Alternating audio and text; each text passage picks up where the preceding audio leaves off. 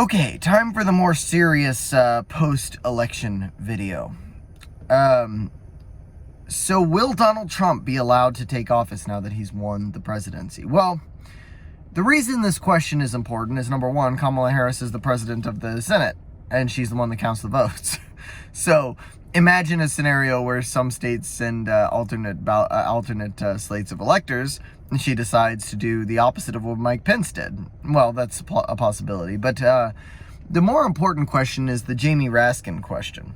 Jamie Raskin is a House Democrat from Maryland who said earlier in the year that if Trump were to win, they would invoke the 14th Amendment and refuse to install him as president.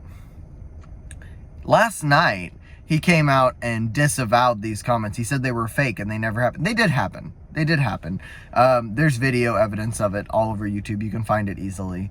But I think that right now, the Democrats are scrambling. And you can tell that by the fact that Kamala Harris did not even come out to speak last night. She let her followers sit in that in the Howard University ballroom, wherever it was, and wait for her until about 12:45 in the morning. And then she sent out some surrogate campaign manager, I believe, to go tell them, oh, sorry, she's not speaking tonight. She went to bed. You guys go home. She did exactly what Hillary Clinton did, and I think that speaks to the demeanor of both of these women.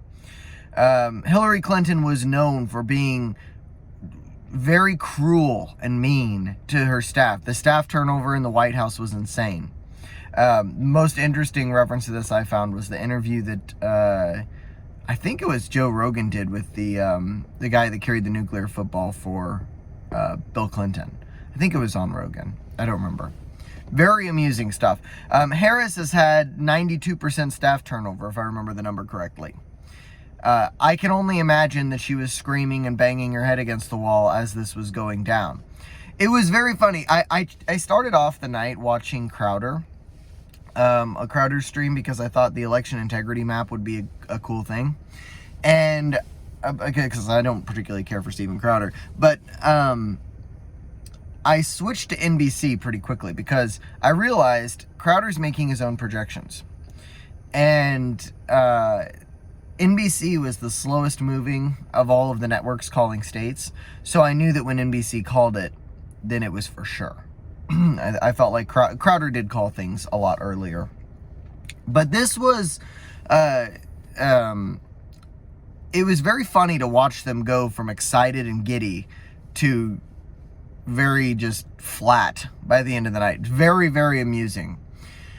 Now, to answer the question, will Trump be allowed to stay? Yeah, allowed to be installed in office? Yes, he will be, I believe, because the margin of victory was too big. Trump won the popular vote. Trump will have won all the swing states. There's no argument that they can really make that will appease people. Now, beyond that, now this is the crazy part to me. Do you remember that Iowa poll? Do you remember how people were saying that Florida and Texas were going to go blue? How they were saying that Kansas was going to go blue, and Iowa, all the swing states were going to turn, and it was going to be a blue tsunami? Well, none of that happened. In fact, the margin in Florida was almost 12%. That is almost exactly what I was predicting, by the way. I said 11. The margin in Texas was even crazier. It was 14. Texas turned out for Donald Trump. Look, I don't know what's going to happen in the next few weeks. I hope nothing crazy. I think that this was such a resounding victory. It'll take a couple of days for the Democrats to lick their wounds and figure out what they're going to do.